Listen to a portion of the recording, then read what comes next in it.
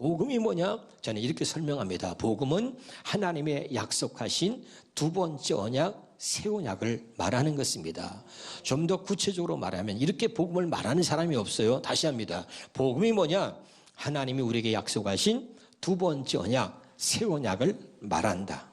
좀 더 구체적으로 말한다면 복음은 하나님이 약속하신 두 번째 언약, 새 언약을 복음의 실체인 하나님의 아들 예수 그리스도가 오셔서 우리에게 이루어 주신 것이다. 이것을 복음이라고 말하는 거예요. 다시 말합니다. 복음은 하나님의 실체, 복음의 실체인 하나님의 아들 예수 그리스도가 이 땅에 오셔서 하나님의 약속하신 두 번째 언약, 새 언약을 우리에게 이루어 주신 것을 복음이라고 말한다. 깨달으시길 바랍니다. 그래서 이 자는 내 피로 세우는 새 언약이니 라고 말하고 있는 겁니다. 그러면 도대체 새 언약이 뭐길래 예수님이 오셔서 이 새 언약을 위해서 십자가에서 죽으셨다고 말하는가? 자, 우리는 우리의 죄를 위해서 죽으셨다고만 알고 있어요.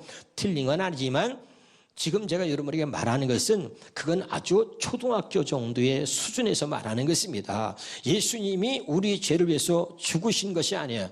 죽으신 건 맞아요. 그런데 진짜 그것이 목적이 아니라 예수님이 십자가에서 죽으신 것은 우리 죄를 위해서 죽으셨다고 그렇게 말하고 이것을 기념하라 그랬어요? 아니에요. 오늘 말씀은 이 자는 내 피로 세우는 새 언약이다. 그러니까 이 새 언약을 우리에게 이루어 주시려고 오셔서 죽으셨다. 이것을 잊지 말고 기억하라는 것입니다.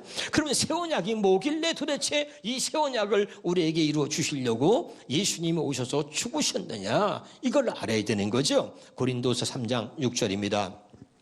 시작. 하나님께서는 우리에게 새 언약의 일꾼이 될 수 있는 자격을 주셨습니다. 그러니까 이 자는 내 피로 세우는 새 언약이니 예수님이 피값으로 우리가 새 언약의 일꾼으로 세워졌다. 이 말은 예수님의 피값으로 이제 우리가 새 언약으로 사는 사람이 되었다. 이런 말입니다. 아멘. 자, 그런데 이 새 언약은 뭐냐? 문자로 기록된 것이 아니라, 기억하세요.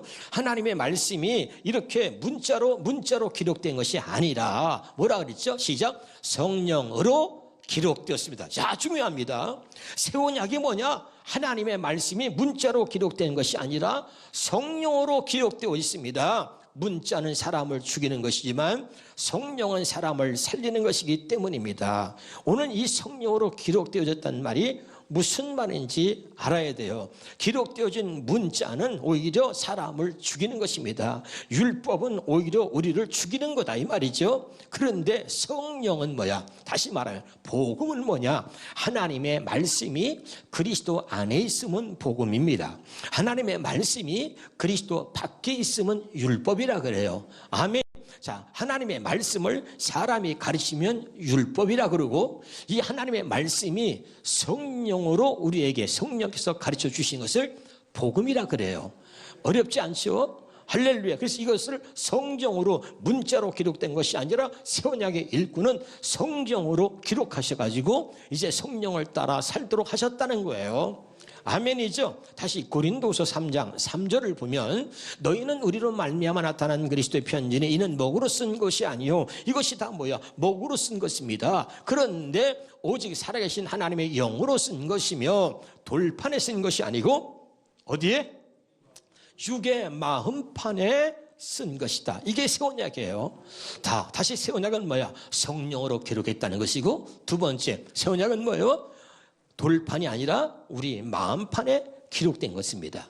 믿으면 아멘. 좀 더 히브리서 8장에 10절에 가서 보겠습니다. 시작. 또 주께서 이르시되 그날 후에 내가 이스라엘 집과 맺을 언약은 이것이니 내 법을 그들의 생각에 두고 그들의 마음에 이것을 어떻게 해요?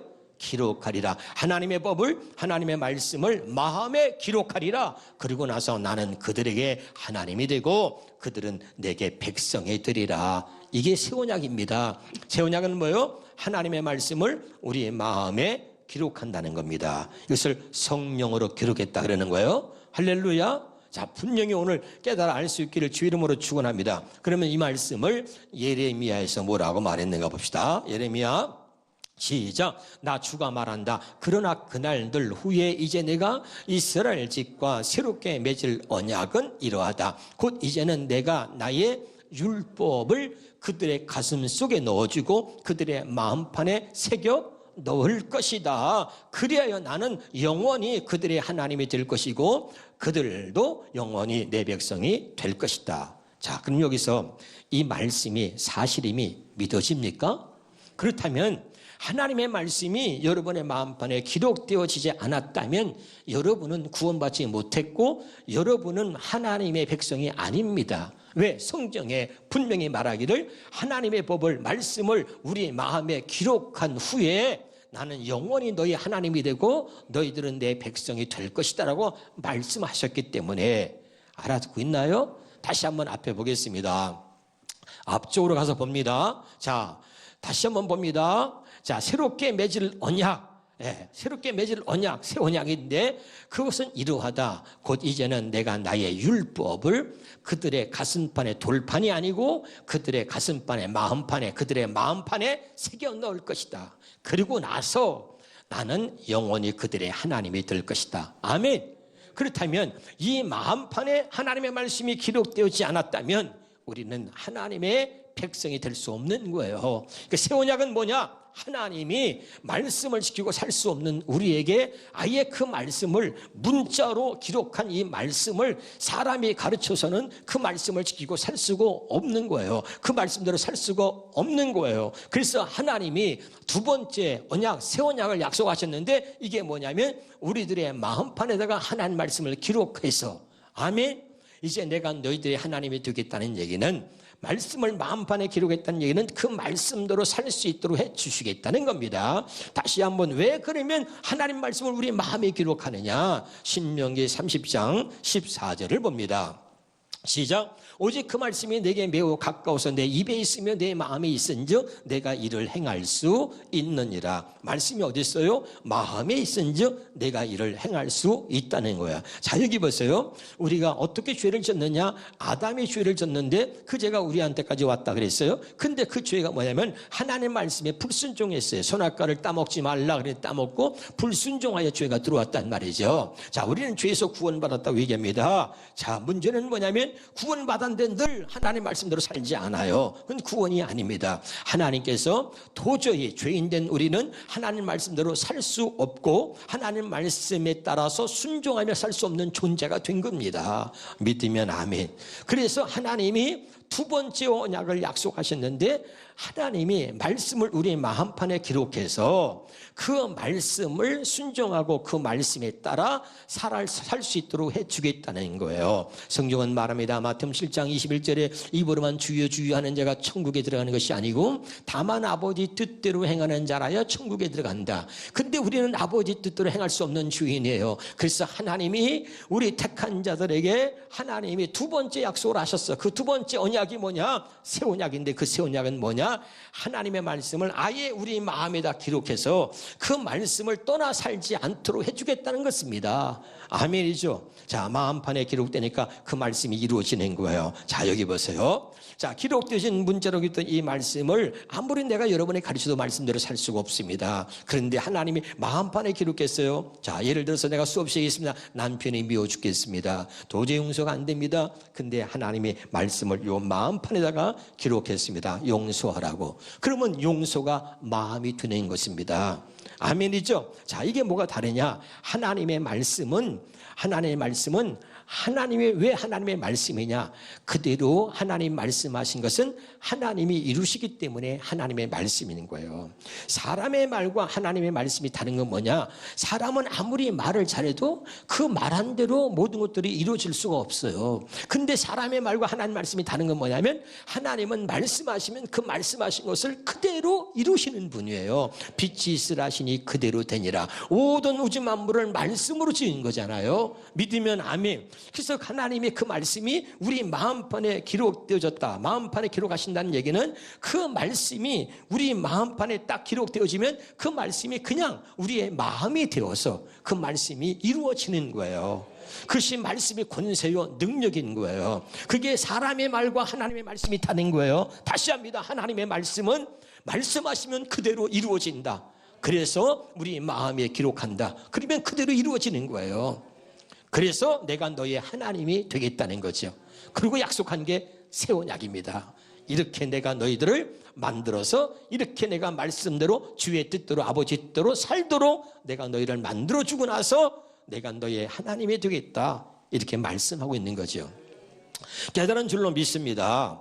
그러면 오늘 말씀에 성찬 예식을 할 때마다 이 새 언약을 이루어 주신 예수님을 기억하라는 게 오늘 첫 번째입니다. 아멘. 이제는 내 피로 세우는 새 언약이니 너희는 이것을 행할 때마다 나를 기억하라, 나를 기념하라. 왜 내가 이 새 언약을 이루려고 이 땅에 와서 내가 새 언약을 위해서 십자가에서 죽으셨다는 것을 잊지 말고 꼭 기억하라는 거예요. 이것이 성찬 예식에서 우리가 꼭 알아야 될 첫 번째다 이 말이죠. 자, 그러면 예수님이 왜 오셨는지를 먼저 보겠습니다. 시작. 히브리서 10장 9절입니다. 시작. 그 후에 말씀하시기를 보시옵소서 내가 하나님의 뜻을 행하러 왔나이다 하셨으니 그 첫째 것을 폐하시면 둘째 것을 세우려 하신다. 그러면 자, 예수님이 왜 오셨느냐? 난 하나님의 뜻을 행하러 왔다. 하나님의 뜻이 뭐냐? 첫째 것을 폐하고 둘째 것을 세우는 거다. 이게 뭐냐? 쉬운 말씀 열어봅시다. 쉬운 말씀 열어. 시작. 그런 다음에 그리스도께서는 또 보십시오. 하나님 내가 주님의 뜻을 이루려고 이 세상에 왔습니다 하고 말씀하셨습니다.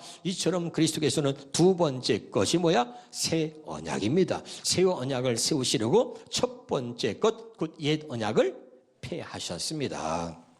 그러면 예수님이 오신 뜻을 알겠어. 아, 첫째 것을 폐하고 둘째 것을 세우는 거였구나. 그럼 첫째 것이 뭐길래, 그 다음에 첫 번째 것이 무슨 문제가 있어서 첫 번째 것을 폐하고 두 번째 것을 세우려고 하느냐, 이 얘기죠. 히브리서 8장 7절 8절을 봅니다. 잘 같이 읽겠습니다. 시작. 만일 저 첫 번째 언약에 아무 결함이 없었다면 두 번째 언약에 생겨나야 할 필요가 전혀 없었을 것입니다. 8절입니다. 그러나 하나님께서는 자기 백성들과 맺은 첫 번째 언약에서 결함을 발견하시고는 이렇게 말씀하셨습니다. 나 주가 말한다. 보라 날이 이를 터인데 그때 내가 이스라엘 및 유다족과 새 언약을 맺을 것이다. 아멘. 왜? 첫 번째 언약에 결함을 발견하시고, 아멘. 그래서 두 번째 언약, 새 언약을 맺을 거라고 하나님이 약속하셨단 말이죠. 믿으면 아멘. 다시 예수님이 오셨어요. 첫째 것을 폐하시고 둘째 것을 세우려고. 왜?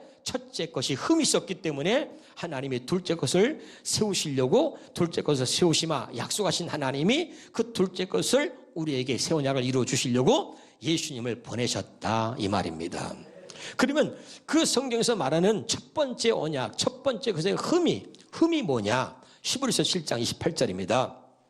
자, 시작.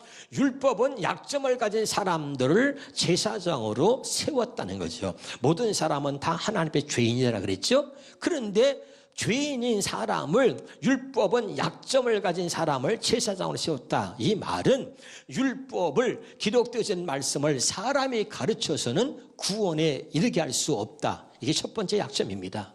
아멘이죠? 그러니까 사람이 아무리 훌륭한 목사가 여러분에게 말씀을 가르치고 성경 공부를 백날해도 구원에 이르게 할 수 없다. 구원은 하나님의 고유 사역이에요. 아, 믿으면 아멘. 그러니까 사람이 아무리 해도 구원에 이를 수 없어. 이 구원만큼은 하나님만이 하실 수 있는 고유 사역이다 이 말이죠. 깨달으시길 바랍니다. 그래서 율법의 약점은 뭐냐? 자, 첫 번째 것의 약점이 뭐냐? 아무리 기록되어진 말씀을 사람이 가르친다 해도 그 말씀을 그 사람으로 하여금 그 말씀대로 살도록 만들지 못한다. 이게 사람의 약점이다. 내가 목사가 여러분에게 말씀을 가르칠 수는 있지만 그 말씀대로 여러분을 살도록은 못한다. 이것이 약점이다. 다시 합니다. 율법은 약점을 가진 사람을 제사장으로 세웠다. 율법을 지켜서는 우리가 구원에 이를 수 없다. 또 우리는 율법대로 살 수도 없다. 아멘이죠. 할렐루야. 이것이 큰 약점이다 이런 말입니다.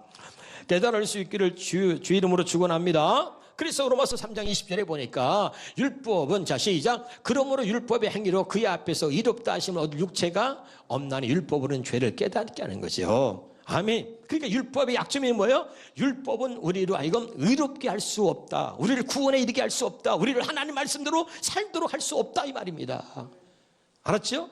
그 다음에 다시 보겠습니다. 자, 좀 더 정확하게 갈라디아서 2장 16절에 보겠습니다. 시작. 사람이 이렇게 되는 것은 율법의 행위로 말미암은 것이 아니라니까요. 근데 율법을 지켜서 우리는 자꾸 자신을 드러내고, 그리고 내가 율법을 지켰다고 자랑하고, 율법을 지켜서 자기를 이롭게 만들려고 하는 거예요. 이런 속성이 우리 모두에게 있다 이 말입니다. 근데 사람이 이렇게 되는 것은 율법의 행위로 말미암은 것이 아니고 오직 예수 그리스도를 믿음으로 말미암는 줄 알므로 우리도 그리스도 예수를 믿나니 이는 우리가 율법의 행위로서가 아니고 그리스도를 믿음으로써 의롭다함을 얻으려 함이라. 율법의 행위로서는 의롭다함을 얻을 육체가 없다 이 말이죠. 아멘이죠. 이것이 율법이 첫 번째 갖고 있는 언약, 첫 번째 언약, 첫 번째 것의 약점이다, 흠이다 이 말이죠. 율법을 지켜서는 아무리 우리가 율법을 다 지켜도 우리가 구원받을 수 없어. 율법을 하나님 말씀 우리가 다 지켜도 우리는 죄사함을 받을 수 없어. 우리는 오직 예수의 피로만 죄사함을 받는 거예요. 내가 율법을 지켰다 해서 죄사함 받는 게 아니란 말이죠. 이것이 첫 번째 것의 약점이다. 율법을 다 지켜도 절대 나는 죄사함을 받을 수가 없다. 죄를 씻을 수가 없다. 알아듣고 있어요? 이것이 첫 번째 언약이 흠이다 이 말이에요. 다시 한번 봅니다. 갈라디아서 3장 10절입니다. 시작. 하지만 율법의 행위에 의지하여 의롭게 되는 사람은 모두 저주 아래 놓여 있습니다. 성경에 기록된 이를 하나님의 율법책에 기록된 것들을 항상 지켜 행하지 않고 하나라도 어기는 사람은 다 저주를 받을 것이다. 여러분, 하나님 말씀을 전부 다 지켜 살 수 있는 사람이 있어요? 없어요. 그러나 한 가지라도 다 지킬 수 없다면, 다 이 말씀을 지킬 수 없다면 그건 저주 아래 있다는 거예요. 할렐루야. 무슨 말인지 알아듣고 있지요? 우리는 지킬 수 없습니다. 그런데 예수님이 오셔서 이 율법을 다 이루셨습니다. 믿으면 아멘. 그래서 우리는 예수 그리스도를 믿음으로 하나님 앞에 의롭다라고 우리가 여김을 받게 되는 거예요. 확실하게 깨달을 수 있기를 바랍니다. 11절입니다. 11절 시작. 그러므로 율법의 행위로는 그 누구도 하나님 앞에서 이렇게 될 수 없다는 것이 너무나 명백하다. 이것이 첫 번째 것이 갖고 있는 흠이란 말이죠. 절대 율법의 행위로 누구도 완벽해질 수 없다. 하나님 앞에 이렇게 될 수 없다는 것이죠. 왜냐하면 성경에 기록되기를 의인은 오직 믿음으로 말미암아 살 것이라고 기록했기 때문이다. 율법이 아니라 우리는 믿음으로 사는 거다. 자, 그러면 예수님이 왜 죽으셨냐? 예수님이 왜 오셨느냐? 첫째 것을 펴고 둘째 것을 세우러 오셨다 그랬어요. 그럼 왜 죽으셨느냐? 확실하게 갈라디아서 3장 13절에 봅니다. 시작. 그리스도께서는 우리가 받아야 될 저주를 대신 받음으로써 우리를 율법의 저주에서 구해 주셨다. 예수님이 왜 오셨느냐? 율법의 저주에서 우리를 구해 주시려고 오셨다 이 말입니다. 믿으면 아멘. 그러니까 율법의 행위로 우리가 의롭게 될 수 없는데 계속해서 많은 사람들이 자꾸 율법을 지켜서 그걸 가지고 자기의 의를 드러내고 자기 자신을 드러내려고 계속 그렇게 사는 거야, 계속. 그러니까 그게 저주란 말이에요. 할렐루야. 그러니까 율법을 지켜서는 우리가 의롭게 될 수 없는데도 불구하고 계속 율법을 지켜서 우리를 의롭게 만들려고 하는 게 그게 저주란 말이에요. 그래서 우리를 율법의 저주에서 구원하셨다는 얘기는 율법의 행위로는 절대로 우리가 의롭게 될 수 없다 이 말이야. 그래서 하나님께서 아들 예수 그리스도를 통해서 우리를 율법의 저주에서 구원하셨다 이 말이에요. 더 이상 뭐예요? 율법을 지켜서 구원받으려고, 더 이상 율법을 지켜서 의롭게 되려고 하지 말라 이 말이에요. 이해가 됩니까? 확실하게 이걸 알아야 돼요. 다시 한번 봅니다. 히브리서 10장 9절 10절입니다. 시작. 그의 말씀하시기를 보시옵소서 내가 하나님의 뜻을 행하러 왔다. 그게 뭐냐? 첫째 것을 빼고 둘째 것을 세우려고 하시는 건데, 그래서 10절에 보니까 이 뜻을 따라서 첫째 것을 빼고 둘째 것을 세우시려고 하시는 하나님의 뜻을 따라서 내가 십자가에서 죽었다. 이 이야기를 하고 있는 거죠. 깨달으시길 주 이름으로 축원하나. 왜 죽었나? 새 언약을, 우리에게 새 언약을 이루어 주시려고, 하나님이 약속하신 두 번째 언약, 새 언약을 이루어 주시려고 죽으셨다는 것을 확실하게 우리에게 말씀하시고 이것을 잊지 말고 기억하라 이거죠. 에베소서 2장 15절입니다. 에베소의 시작. 원수된 것 곧 의문에 속한 계명의 율법을 자기의 육체로 어떻게 했다고요? 패하셨다 이 말입니다. 믿으면 아멘. 그러니까 자꾸 우리는 율법을 지켜서 살려고 하는 것이 우리의 속성이라니까요. 그래서 많은 사람들이 교회에서 열심을 냅니다. 열심을 내는 모든 사람들의 특징은 뭐냐면 율법이 뼛속까지 사무쳐 있는 거야. 자, 우리가 예수를 믿든 믿지 않든요, 모든 사람은 태어날 때부터 율법이 뼛속까지 사무쳐 있습니다. 여러분 아셔야 돼요. 그래서 모든 사람들이 다 뭡니까? 자식을 키울 때도 하지 마라 하라, 하지 말라 하다, 다 이렇게 말하는 거예요. 뭐든지. 그리고 뭐 율법이 이걸 가지고 말이에요, 전부 다 선과 악으로 판단하고 정죄 위하여 죽이려고 그러는 거야. 너 이거 안 지켰지? 너 이 말씀 안 지켰지? 너 이 말씀 안 지켰지? 이래가지고 전부 다 율법을 가지고 판단하고 정죄해 죽이려고 그러고, 이 율법이 무서운 거예요. 그래서 죄의 권능은 율법이라 고린도서 15장 56절에 말하는 거예요. 알아듣고 있습니까?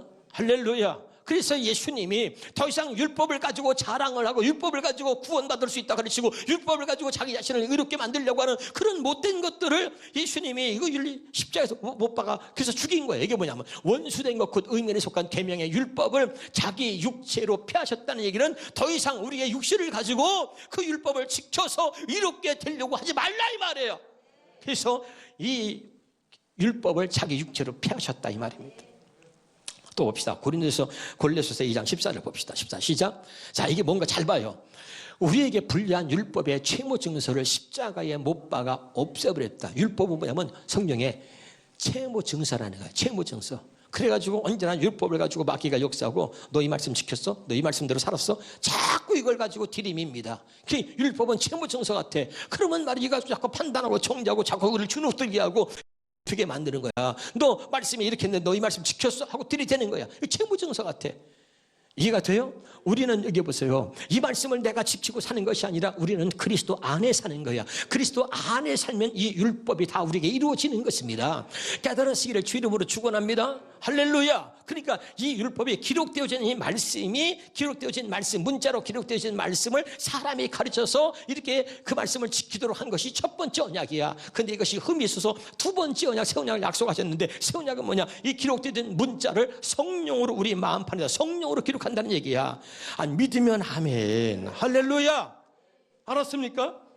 그러니까 지킬 수 없는 내가 이걸 가지고 자꾸 내가 지키려고 해. 이거 지켜야 된다고 생각해. 나 이거 지켜야 돼. 이것에 대해서 이런 마음을 갖고 있는 게 뭐예요? 채무증서야. 채무증서. 그러나 여러분, 성령께서 우리 마음에다 기록했어. 이것은 뭐냐면 이제는 이것이 채무증서가 돼서 이것이 빚문서가 돼가지고 내가 뭐 빚을 갚는 것처럼 이 말씀을 지키는 것이 아니라 주님이 내 안에 오셔서 나와 함께 하나가 됐어. 나를 아버지 뜻대로 하나님의 말씀대로 살아갈 수 있도록 나를 이끌어 주시는 거예요. 알아듣고 있습니까? 근데 모든 사람들이 빚문서야. 여러분 11절은 어떻게 합니까? 여러분이 구원받은 기쁨으로 하나님의 자녀가 된 기쁨으로서 정말 내 안에서 말씀하신 주의 음성을 듣고 기쁨으로 11절 합니까? 아니면 11조가 빚이야. 빚문서 같아. 채무증서 같아.